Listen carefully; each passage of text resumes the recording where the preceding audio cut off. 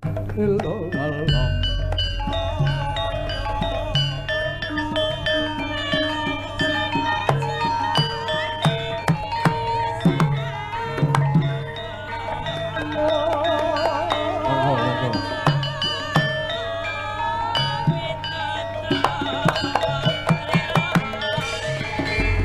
rawuh Ibu PJ Bupati.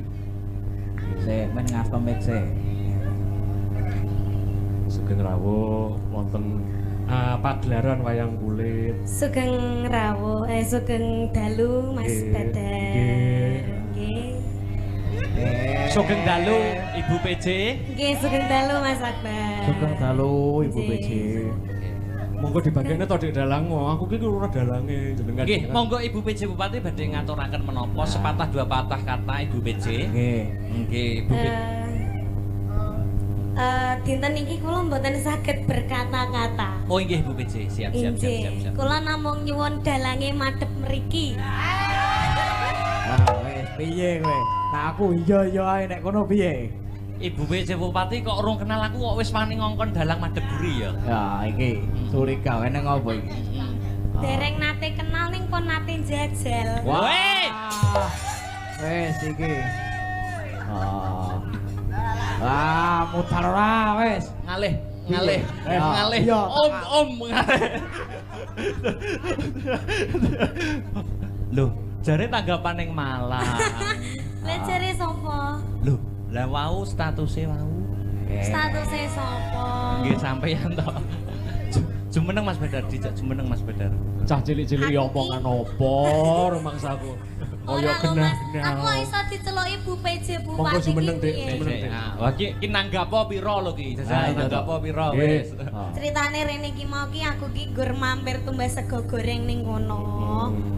Kok iso ditarik ning kene iki piye? Nggih, wong ya sak aturi kan mumpung dalange cah kuwi ngono lho Jajal. Isin to aku ngene iki nantian. Dalange cah kuwi lho. Gak jare Aku kan yo sing lagi spiral ning Kita gone. tadi kan sudah kencan di sana. Wis ayo ditutup nih kencane wae. Aku ra penak enek Akbar. Lah nyapa Nek to? mau ning gone petengan penak yo. Oh yo. keprak yo ora penak sone yo Den yo. Ora penak. Kok ora penak lho sone iki rada bengung. Ora aku karo Yudenko aku karo Yudenko. Apa ya? Kakange ngalih kakange. Ora aku karo iki lho aku karo iki lho karo iki.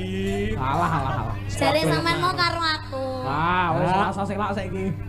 Ya wis nika namine Mas sinten? Mas Bima. Oh Mas Bima sampun gadah garwa napa dereng? Dereng, Pak.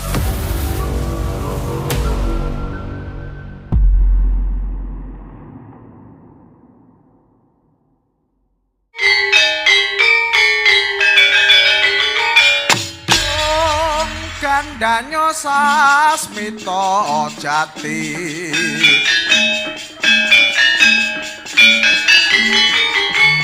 sasmita wangsiting dewa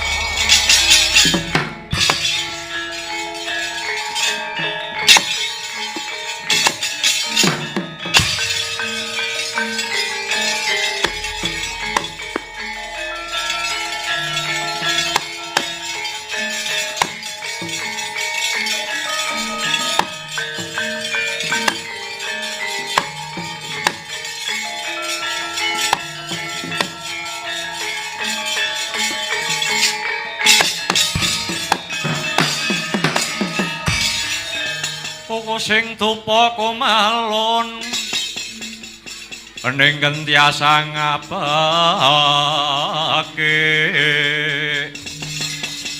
kawengku sagung jajahan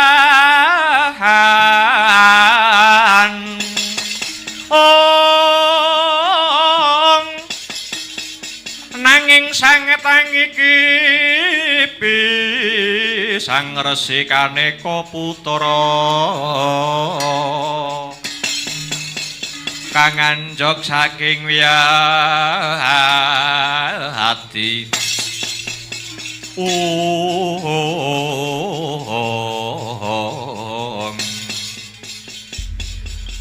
Kanjeng Ibu kados pundi sasampunipun Kanjeng Ibu marak ngabiyantara wonten ngarsanipun Rama Pukulun Manikmaya kula anakku bocah sigit anakku bocah Jentara Dewa Srani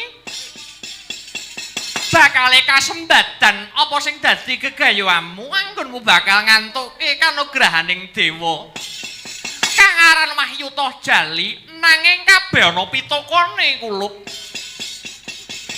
ingkang dipun kersakaken kados pundi Kanjeng Ibu mangkene ya kulup ora mamu paring dawuh bakal saya gangsar anggonmu ngantuke Wahyuta Jali yen panengah Pandhawa si Arjuna wis tumekeng sirna. Merga ya mung Arjuna kuwi mau kang dadi pepalang anggonmu ngantuke kanugrahan mau Dewa Srani. Mekaten Kanjeng Ibu, iya pancen bener. Mula ora sandadak karo den gawe ayo enggal tumurun aning Madyapada. Miturut kabar kang sumebar pawarta kang warata dina iki Janaka lagi maladi hening ana lengkehing Gunung Tidar. Katone ya bakal angajab tumurun wahyu kanugrahan mau Dewa Srani. Menawi mekaten enggal-enggal kemawon tumedhak wonten lengkehing Gunung Tidar. Saperlu nyernakaken pepalang kala wau Kanjeng Ibu. Sawegakno kabeh madya balamu saka negara Tunggul Malaya ya kulup. Aja nganti slendra sing dadi rasamu ngestaken dawuh Kanjeng Ibu. Bocah Temenggung. Nabuwa bendhe kaping 3 pisan dandan kapindho nglumpuk kaping 3 kabudhalake kawula nonon amit madal pasilan Sidewen. Mangsah nembah kang pineci Sang Tumenggung nedya bidal undang wadya kala mangko rumahap kang para wadya hanampi dawuhira tan wonten kang samya kantun nenggo dawuh bendhe bidal pos sampat sanggya para prajurit ya bebudalan candraning lumaris glaring baris.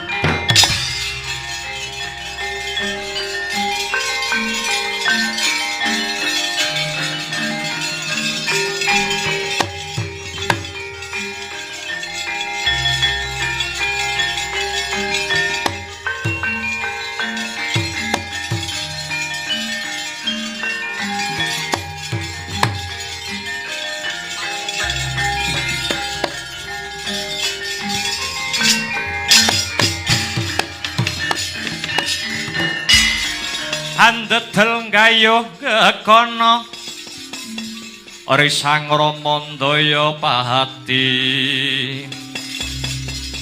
ana yaksa gung cangkrama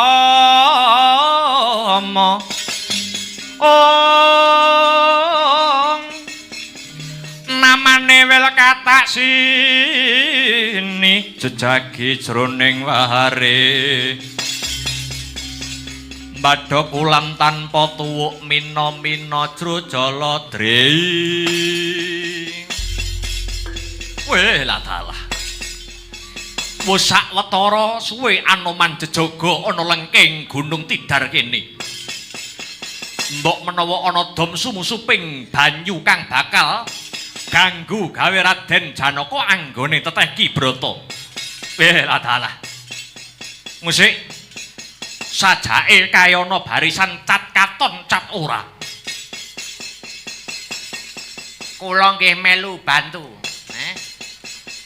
Ternyatane dikongkon bapake Semar mbetengi Gunung Tidar mergane Ndara Janaka lagi malah dihening gayuh tumurune Wahyu Tojali. Aku ora gelem keri ya Mas. Ya.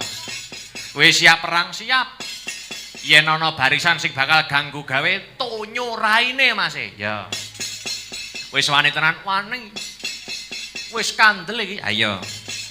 Yo, aja wedi kangelan Petroan Bagong mara coba tak prepekane barisan sing cat katon cat ora kae.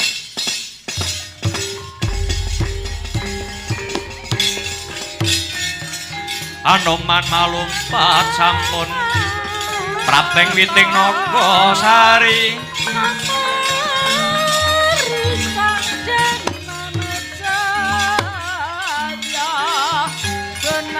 Mulat mangandhap katingal panodya yukur waking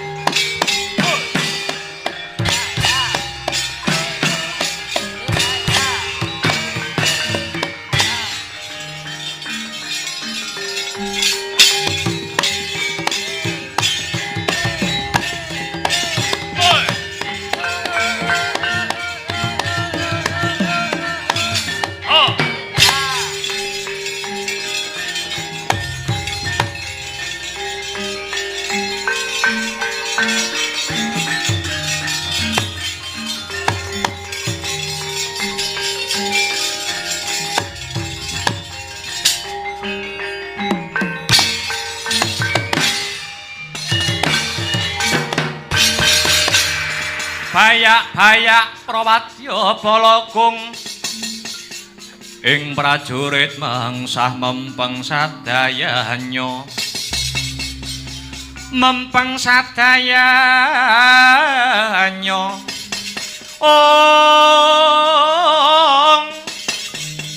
kumrega tumanduk kang samya alumaris hanempuh wreksa gungkusuma wicitra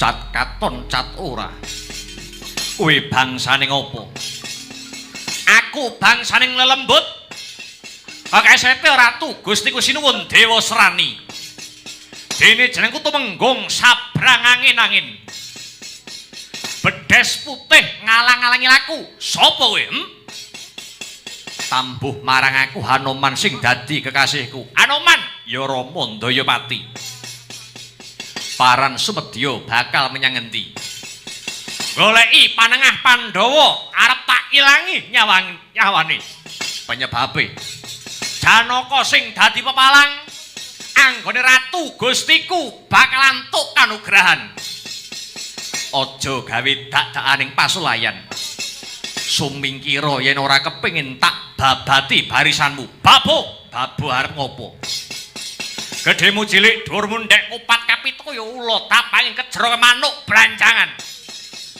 matna sastra Jendrawata Kenaji japa mantramu ngakno lawang trakamu tutupen lawang swargamu ngejak pirang delok ladeni kuwi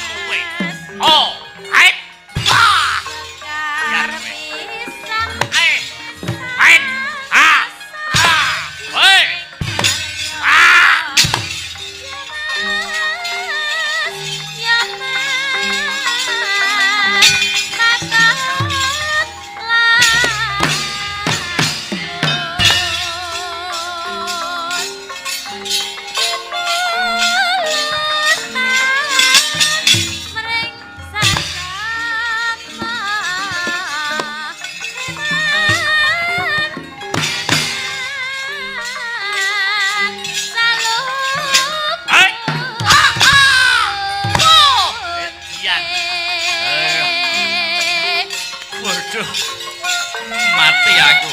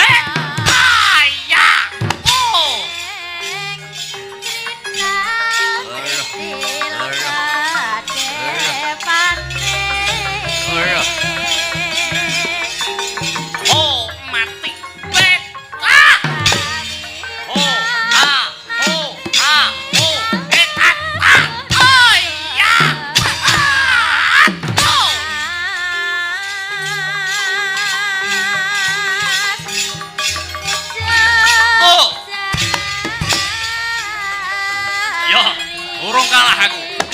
Ah.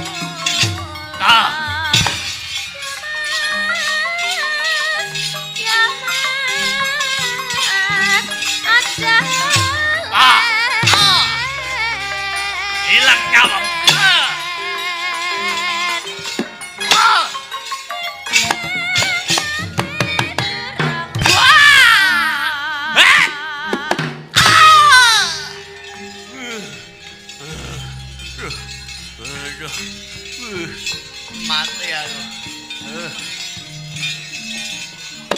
Mati lo. Ut. Ayah. Oh.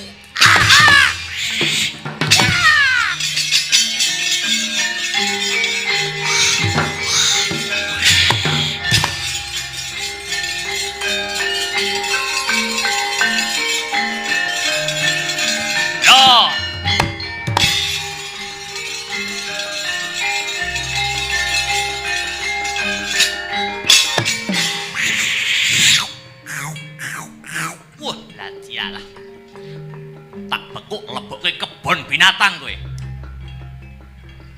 Ayo cobanen kowe tiang. Hot ha. Hot. Ha. Lihat mutar. Hot. Hit. Mutar kowe. Ayo sambat kowe centuske.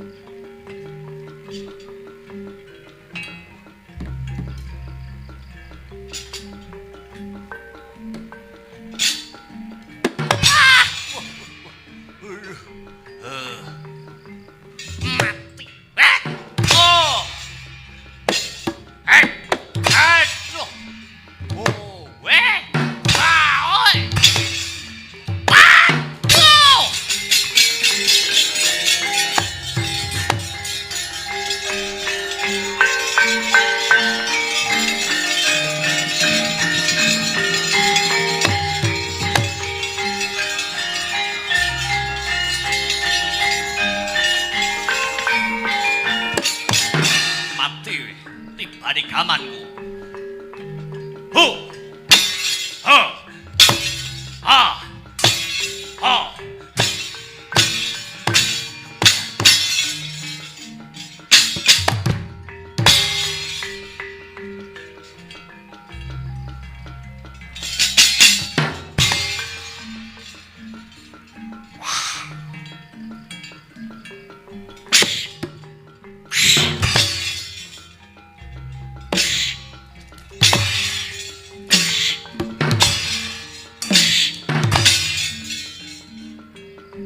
Belakang hati-hati.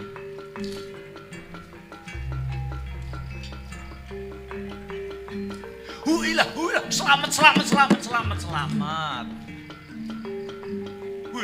Panai betul. Iya. Ai. Hei.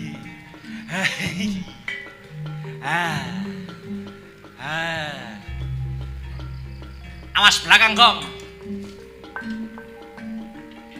Oke, Kakak.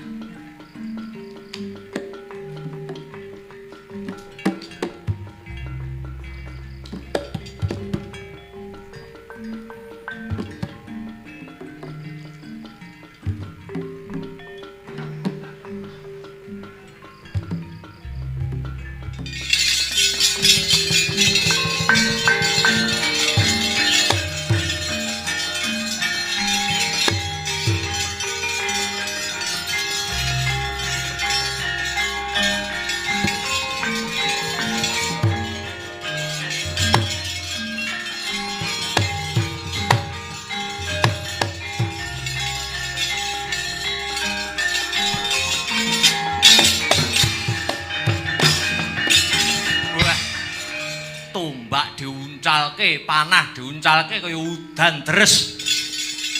Yen ora waspada iso mbebayani nyawa sing dadi totoane. Wah. Elek-elek Petruk ya tau duwe rapal. Njajal tak cakne iso berhasil apa ora. Bapa lunga tapa? Simbok meteng tuwa. Slamet-slamet kanthi kersane sing kuwasa. Gedruk lemah ping 3. Panah datang, hop, wah, mandek tenan iki. Malik, sekti Petruk, teko neh iki. Bapak lunga tapa simbok meteng tuwa, slamet kanthi kersane Gusti sing kuwasa. Gedruk lemah ping 3. Hop, wah, Malik le, hi. Bajirute Petruk kok sektimen. Mbok aku diwarai. Apa? Rapalmu mau.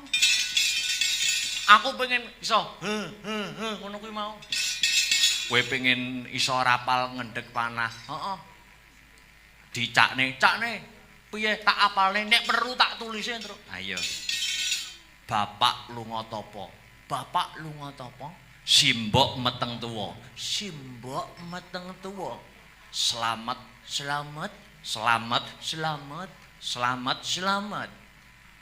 Kanthi kersane Gusti sing kuwasa. Kanthi kersane Gusti kang kuwasa. Ngedruk lemah ping 3 panah teko hub jelas mandek.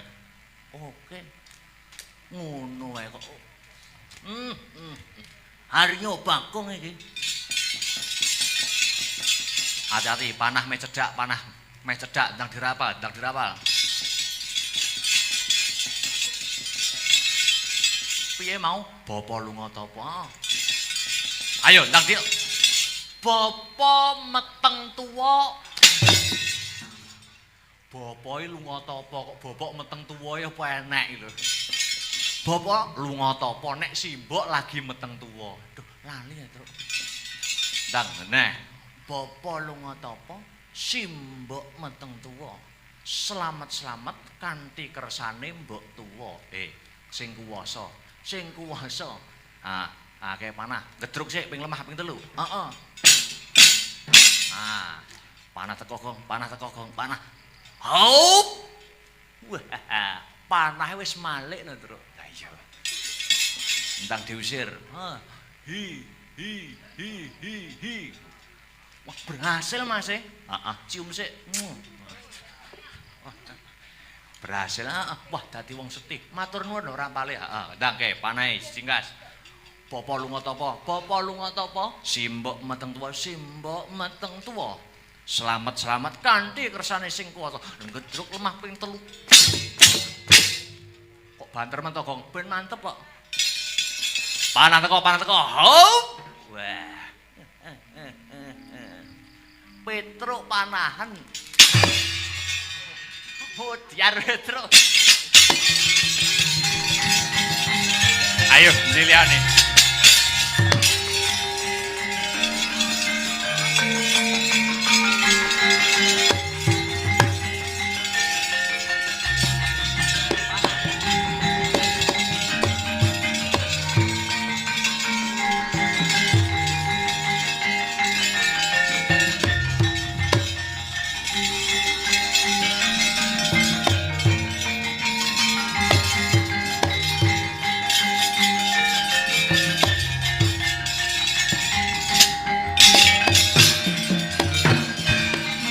banjur laku ning angin kukur agraning rega Guruh Gurnita kagiri-giri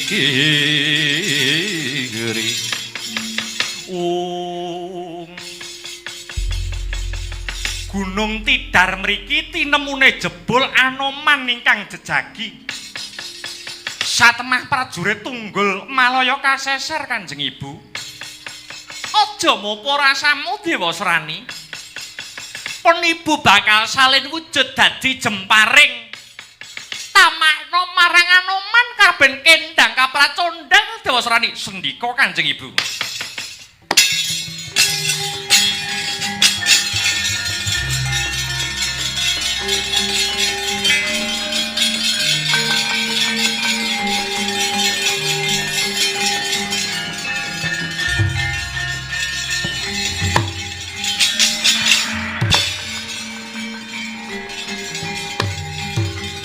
mati wae Anoman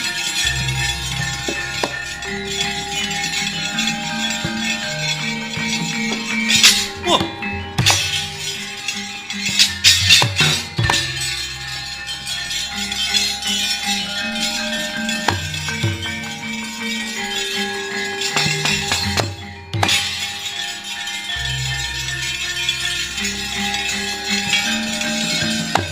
mendung mentiung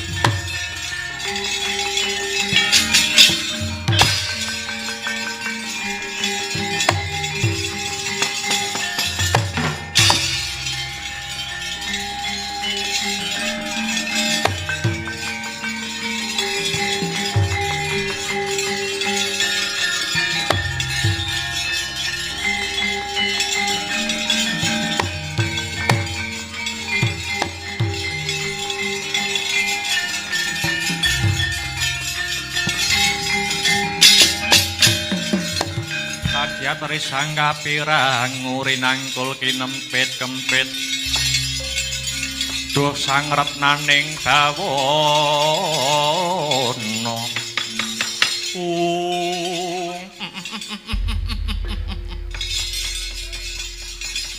mboten sepinten kadigdayanipun Anoman Kanjeng Ibu sumangga hanglajengaken lampah anyernakaken Janaka Kanjeng Ibu Dewa Srani aja ampyak awur-awur pun Ibu nyumurupi klebating Kakang Semar Badranaya jebul anggone Janaka Tarakbrata direksa kelawan Kakang Semar waduh lajeng kados pundi murih prayoganipun Kanjeng Ibu nyimpang dalan sejatine Wahyu toh Jalimono sing ngregem pukulun Hyang Wenang luwih becik nyegat tumruning Wahyu ana sakiwa tengening kahyangan alang-alang kumiter Dewa Srani monggo kula dherekaken Kanjeng Ibu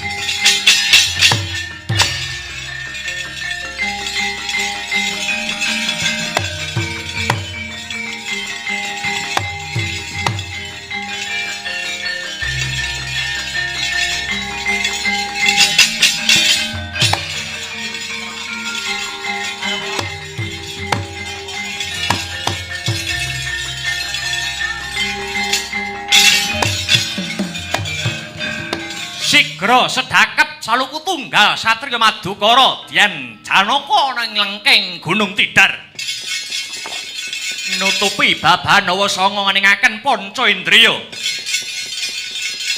Panca lima indriya pangangen-angen hamberat hawa nafsu bebayu patang parkara. Amung sajuga ingkang sinidhikara. Mandeng pucuking grananut marang gyaning kekayon kayungnya nangayati ayaning parutama. Kaya mati sajroning urip, urip sajroning pati, liyep layaping aluyut, pindha pecating supena sumusuping rasa jati.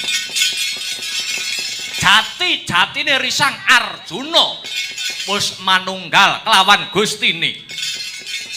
Sedyaning kayun arsa nggayuh nurbuating Gusti saking wantering genya semedi. Melesat sukmanira maneges mring kayangan alang-alang kumitir.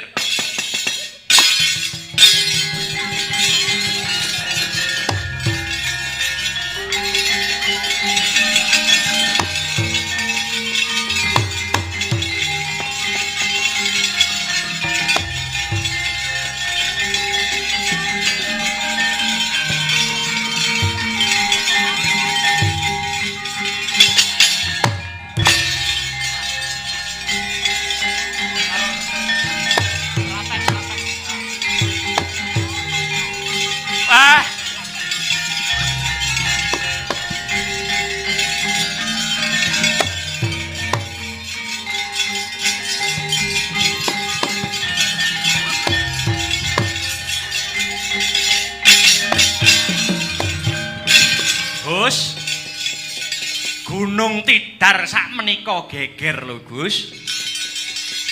Wonten ingkang gura-gudha. Gus, Ndara Janaka. Saking pangreka dayanipun tiyang ingkang kagungan niat ingkang boten becik, niat ingkang angkara. Anoman ingkang jejagi wonten sakiwa tengening Gunung Tidar ngantos kendang kapracundang. Gus, Ndara kula Janaka. Ndara, lah dalah. Semune Ndara Janaka maneges mring Jawata. Kula tututi, Gus. Semar mboten negake sampeyan.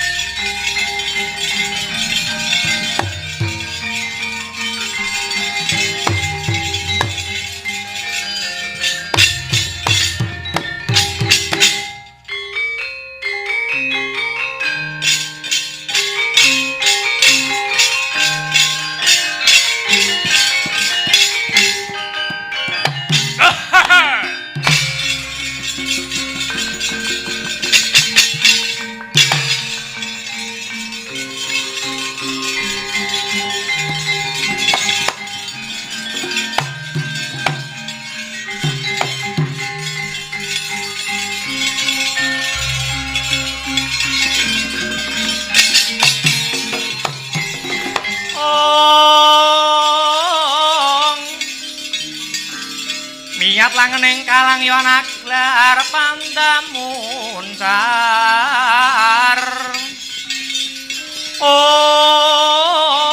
Tinon lir kekonang. Surem sorotetan padang kasor lan pajaring. Purnameng gegono. Dasare mangsa katiga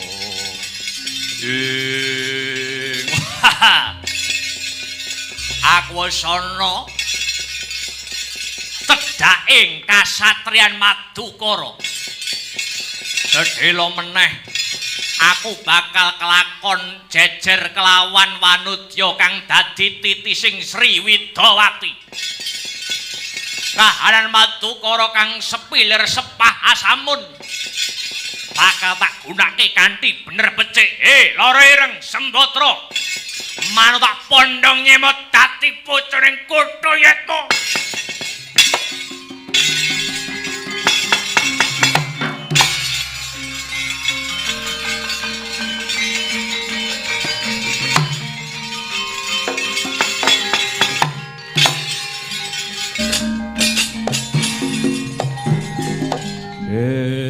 Angin namidit milir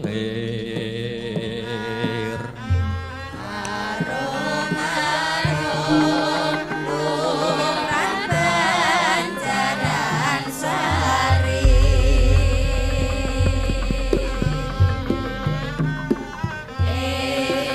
Angin namidit milir.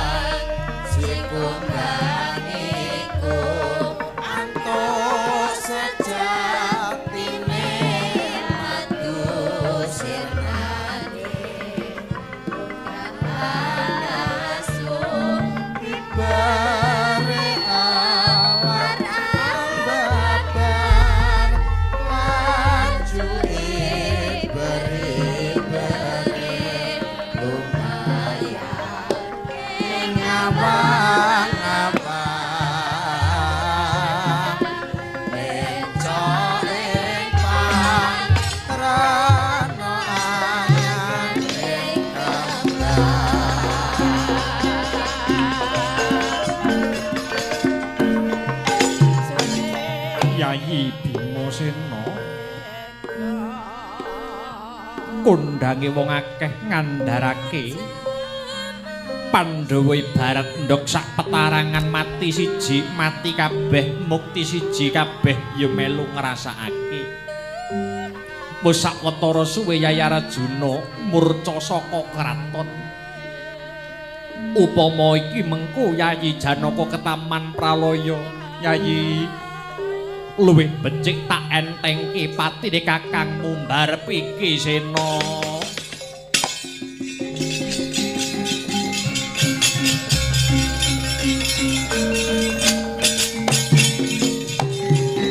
Lalawa gumandoling pangkebet-kebet lera melu susah yen bisa muwus pagene Pandhawa.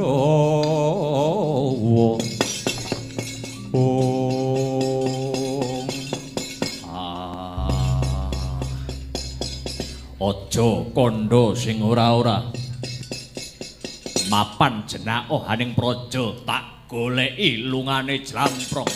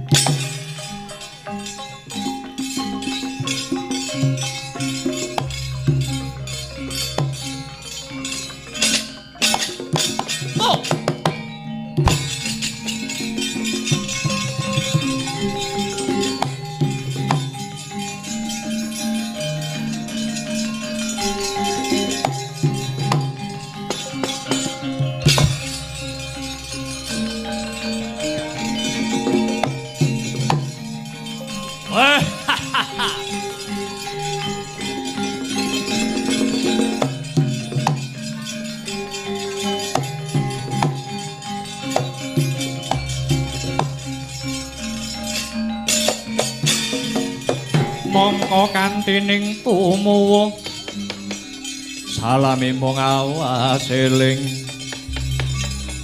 eling lukitaning alam Baladalah ya iki sing tak goleki pranyata Sulistya ing warna Baladalah kuwi sapa tik cat katon cat ora aku Godhayitma Blakasuta aku tresna karo kowe aku tresna pati kelawan kowe lara ireng Godhayitma piye nek pancen kowe tresna karo aku gawanen lunga ternyatane aku duwe bojo yunggur ditinggali wae Godhayitma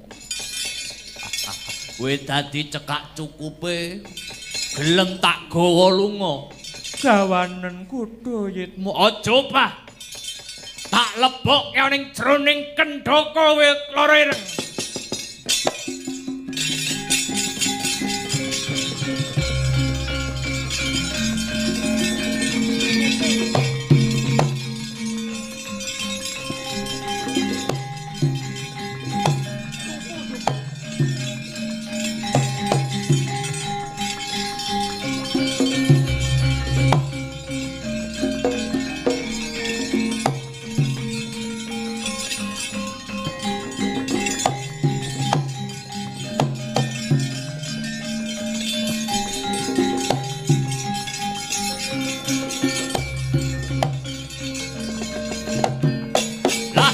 kono to wau kya ngetok daya angin risang Godhayitma ing pengangkah anyerot raganing Dewi Sembadra manjing sak lebeting gendhaga ucap ragane sang Anoman ingkang kendang ing akasa awit den jemparing kaliyan Dewa Sarani melu kasrot manjing ana jroning kendhaga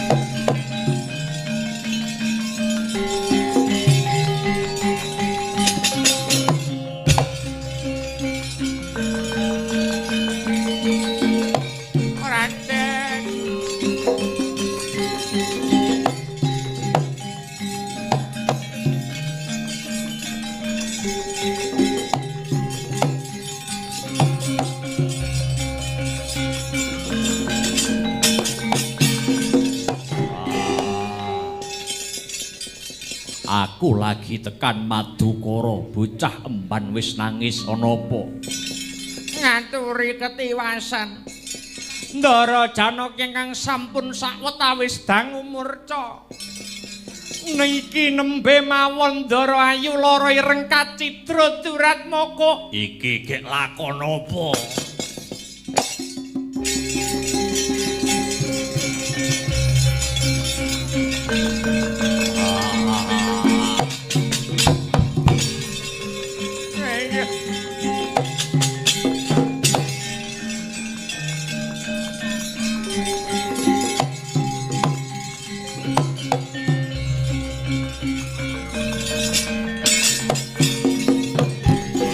Hina semubang Hyang Aruna kadinetrane nganggo rapuk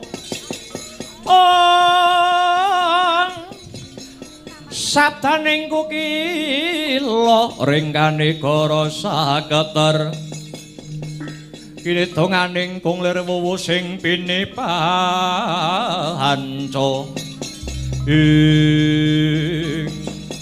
Gantya kang cinarita madeg kayangan alang-alang kumitir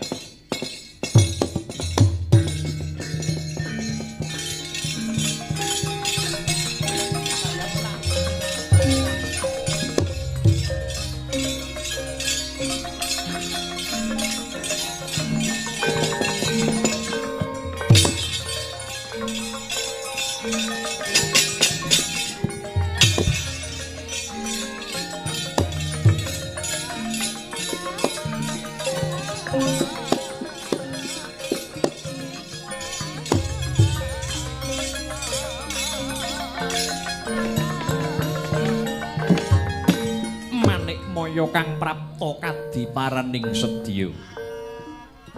Pukulun kula badhe hanyadong tumruning Wahyu Toh Jali. Wahyu menika badhe kula turunaken dhateng pun Janaka. Awit sak mangke sampun titi wancinipun. Ya. Yen wis ndak pulungake enggal tumurwaning Madyapada. Selak diantu-antu kelawan Janaka. Pauling kuhih Manikmaya, wahyu iki aja digawe sembrono ya Manikmaya.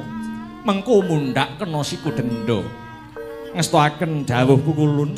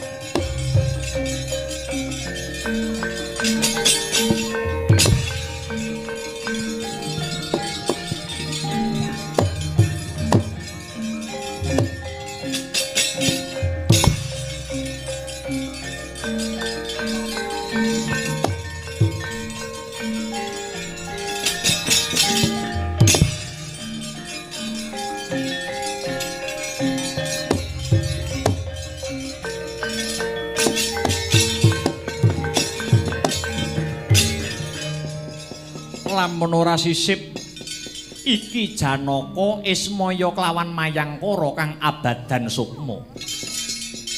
Nuwun inggih Pukulun. Kula badhe hanyadong kanugrahan Wahyu Toh Jali. Kula namung jampangi tindak ing momongan kula Pukulun. Pukulun. Kula kindang kapracundang awit kenging dayaning jemparing saking Dewa Srani ingkang badhe hanggayuh Wahyu Toh Jali. Ya jagat, ya dewa, ya Bathara. Janaka lan Ismaya tututana playuning Manikmaya. Wahyu Toh Jali wis ndak paringake marang Manikmaya. Jarene ya kanggo jeneng kita Janaka nanging aku samar yen wahyu mau bakal kanggo Dewa Srani amarga Mayangkara kandha pawarta kang kaya mangkono. Mesti wae Manikmaya luwih ngeboti si Dewa Srani oyakan playuning Bathara Guru. Janaka lan Ismaya nyuwun pamit Pukulun.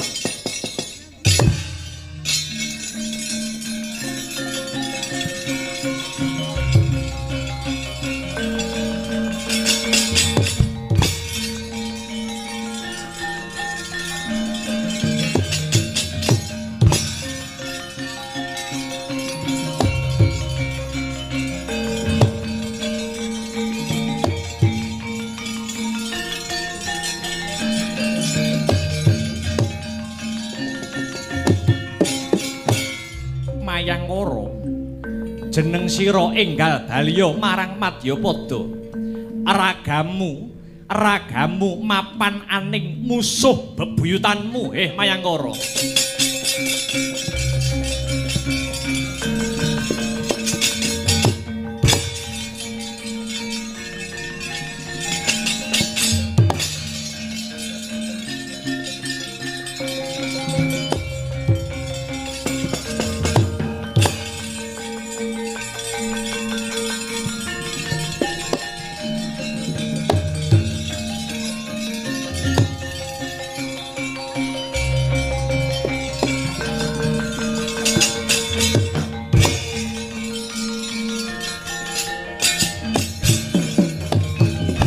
Kados pundi Pukulun?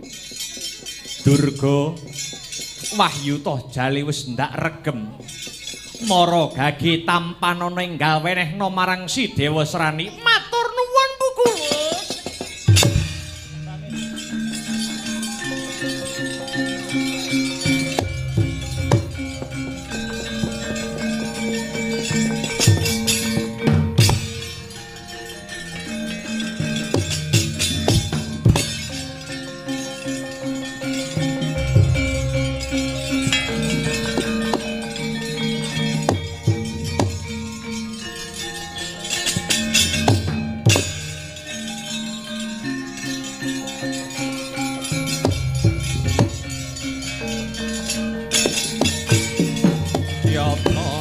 Wirata saking Godha Sakura kula yen atanamu tusa Sang Sri ing Kakang Ismaya iki ayo aja kakian pirembukan enggal wenehna Wahyuta jali marang aku Wahyuta jali mono duweke Raden Janaka kang dadi momonganku Raden Janaka kang menang nampa ora bisa Kakang Wahyu wis ginayuh dening Dewa Srani ya jagat ya dewa ya Bathara Bathara Guru derajatmu dhuwur dadi tetungguling dewa ning patrapmu luwih asor saka celeng mandi pangucaping Sang Ismaya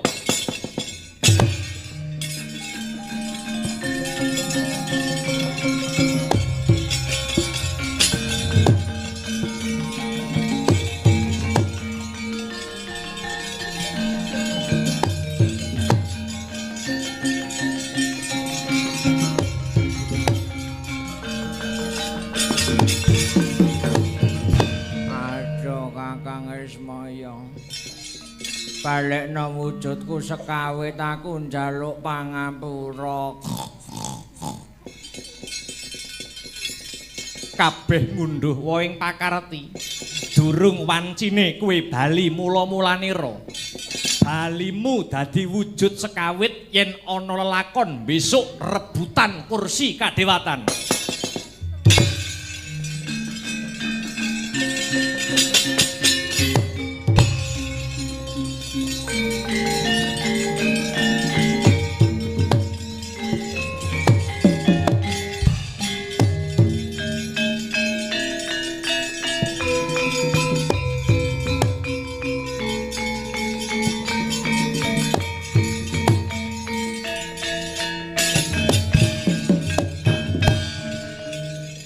Janaka Dewa Srani ndak jaluk Wahyuta Jalimara gage wulungna marang aku tak wenehke bareng lawan pecahing dadaku nyoh tampanana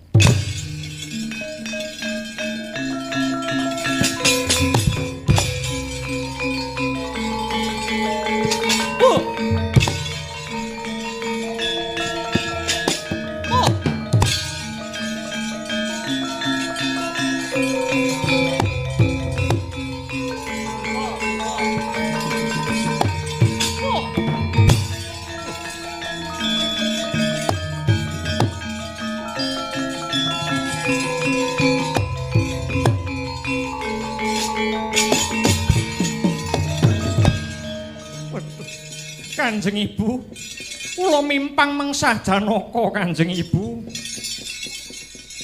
Ya ing kene kulup carane bisa nyampurnake ngawane si Janaka. Pun Ibu bakal dadi jemparing tamakna karo si Janaka Dewa Srani.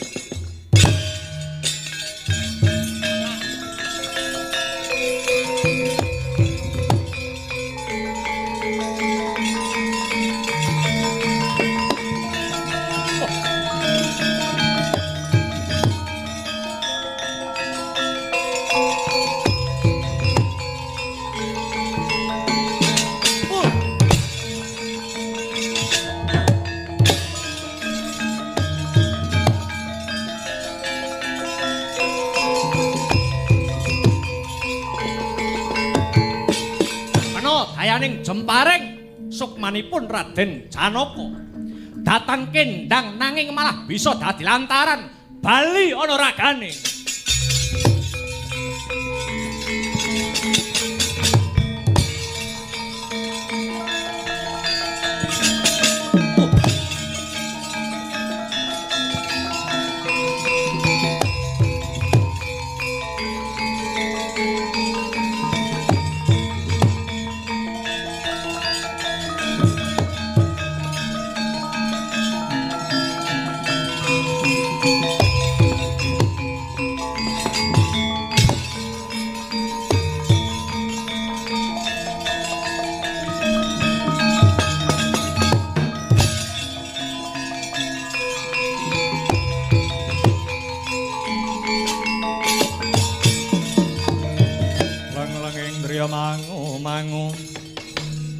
mangungkung kanduhan rimang Kakang Semar dalem Ndara durung bisa kelakon ngrebut balining Wahyu toh jali sukmaku kena jemparinging dewa srani nganti bali marang ragaku kula ngerti sinten sing dados jemparing nika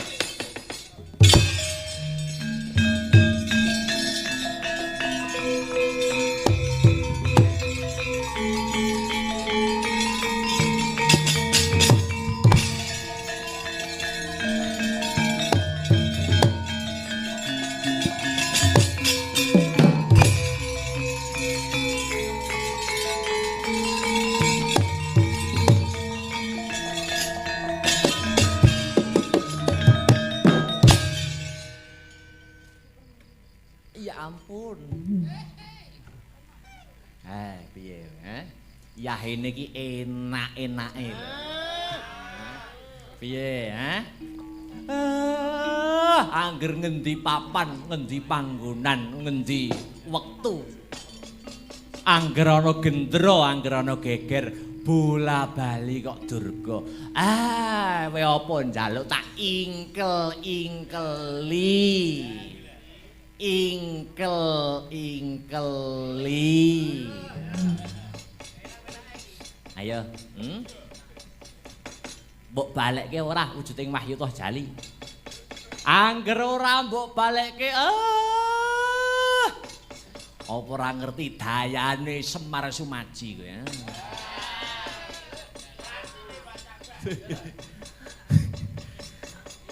Aku njaluk ngapura Kakang balekno wujude toh jali.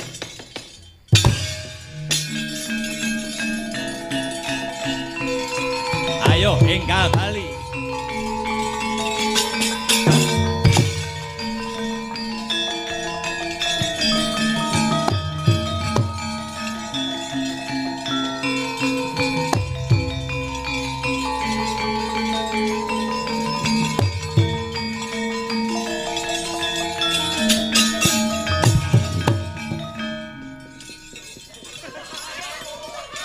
Kakang Semar Badranaya. Dos pundi Ndara? Ngaturke panuwun kang tanpa pamawit. Wahyu toh jali wis bisa bali. Wis bisa ndak tampa Kakang. Nggih. Sinten nika kledang-kledang mlaku saka kidul nika.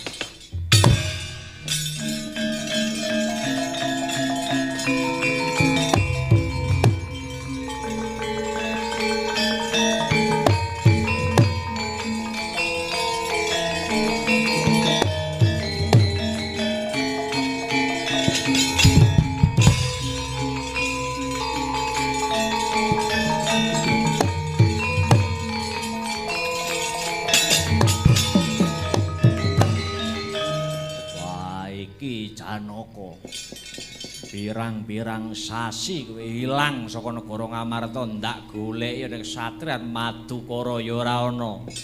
Kowe bubar saka ngendi? Kowe apa rabi neh? Mboten Kakang.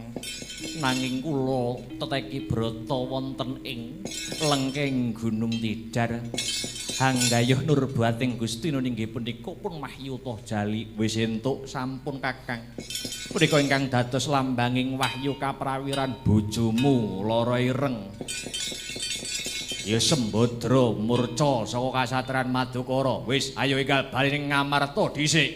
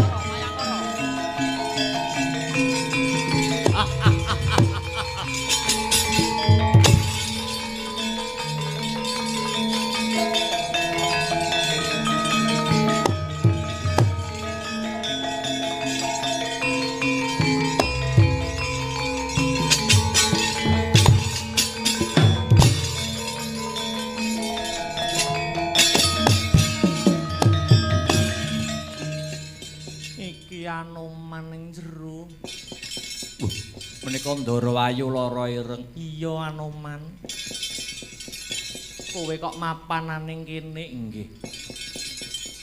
Ketingalipun kula kaserot dayanipun Si Gudayitma menika. Lah kowe bubar saka ngendi? Kula saking Kayangan alang-alang kumitir. Yuh, panggone cumpen kaya ngene dinggoni wong loro. Man Anoman. Ya ampun iki apa? Niku buntut kula. Buntut kok iso ndangak-ndangak. Buntut kok iso mutah iki lho.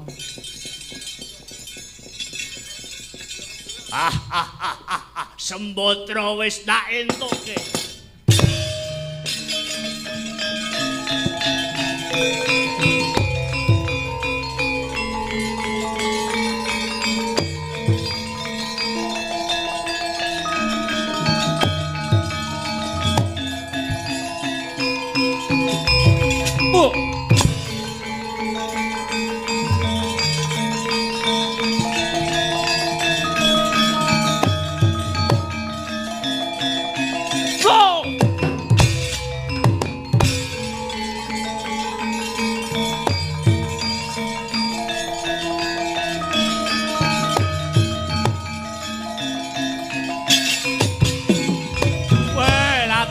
Musuh lawas Anoman. Yang satelek. Surat Moko wiwit biyen nganti saiki gawe geger. Dewi Sembodra tak jaluk Nyoh tampanono leganing atimu.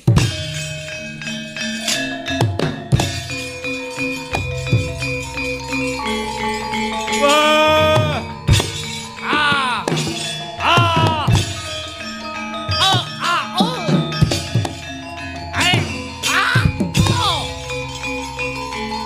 Lihat.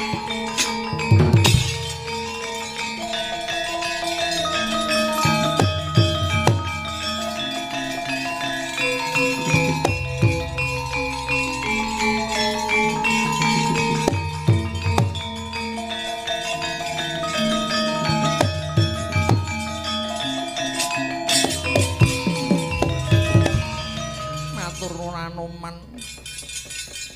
Wis paring luar marang lara ireng monggo kula kanthi tumuju wonten negara Ngamarta pedhut menika sampun sumilak Raden Ayu.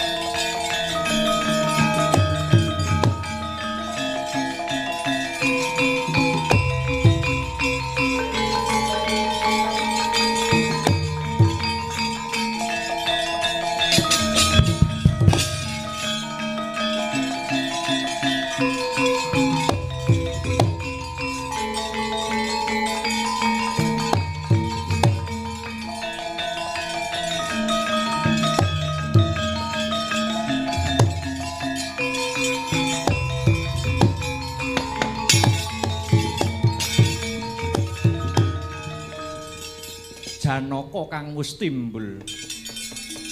Nok ninggih Kaka Prabu. Kula ngamu saka ngendi Janaka? Nuninggih ngemban.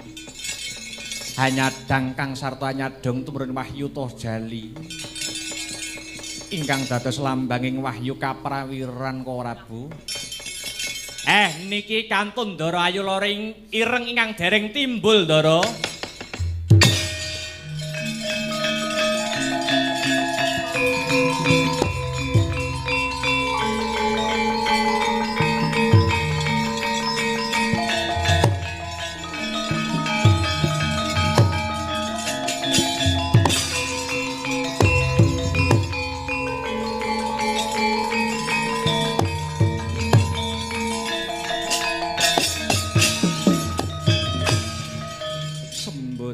Wis timbul. Aku sengaja ngilang. Lah arep ora ngilang piye nek ana ing omah ya jarang diampiri. Sapa ta wong wedok iki? Ora gregeten atine. Iya ya tak akoni bojone akeh. Duwe bojo sing bojone akeh ki nyat repot ibarat arisan ki setahun rong mesti nyotel. Aku nggayuh wahyu Sembodra dina iki wis ndak entukke tumuruning wahyu toh jali menika maratandani tumuruning wahyu toh jali lampan sedalun atas sampun pundhat Ndara. Ingkang becik kena dadi patuladan kang ala kagiles anut lakuning jaman. Tumuruning wahyu toh jali, wahyuning kaprawiran mugi saged andayani keselamatan lan katentreman dhateng ingkang karateri punika sinupitaken ingkang sampun kasembadan tetak utawi dipun islamaken sakbibaripun ringgitan sedaya gegayuhan saged kinabolaken sumrambahipun keluarga besar Bapak Nur Salim Sagutrah pinarengan ayem tentrem bagya mulya Semar nyuwun pamit kathah lepat diagung pangaksami wassalamualaikum warahmatullahi wabarakatuh.